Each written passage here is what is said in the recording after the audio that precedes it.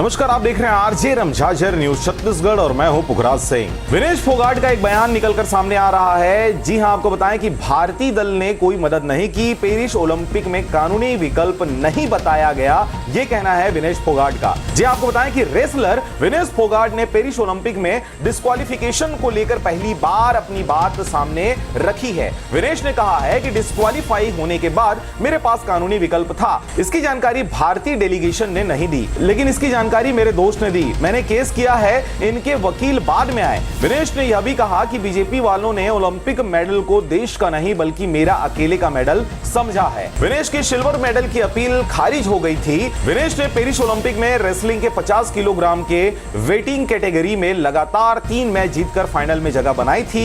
8 अगस्त को फाइनल होना था, लेकिन मैच से पहले ओलंपिक कमेटी ने विनेश का वजन 50 किलोग्राम से 100 ग्राम ज्यादा होने के कारण डिस्क्वालीफाई कर दिया था, जिसके बाद उन्होंने संयुक्त रूप से सिल्वर मेडल दिए जाने की मांग को लेकर court of arbitration for sports में अपील की थी। 14 अगस्त को उनकी अपील खारिज कर दी गई। इस दौरान उन्होंने कहा कि बीजेपी वाले तो सोच रहे थे कि यह मेडल जो है वो विनेश का था, तभी उन्होंने मुझसे बदला लेने के लिए इतना कुछ किया। मुझे कोई मदद इनके द्वारा नहीं मिली। चुनाव लड़ने के बारे में विनेश फोगाट ने कहा कि बजरंग पूनिया के साथ चुनाव लड़ने को लेकर कोई बात नहीं हुई थी। हमने यहां कांग्रेस पार्टी पर छोड़ रखा है, अब उनको फैसला करना है। बजरंग को जो ऑल इंडिया किसान कांग्रेस का वर्किंग चेयरमैन बनाया गया है, वह भी हमारे दिल के करीब है। मुझे लगता है कि बजरंग के पास मुझसे ज्यादा जिम्मेदारी है।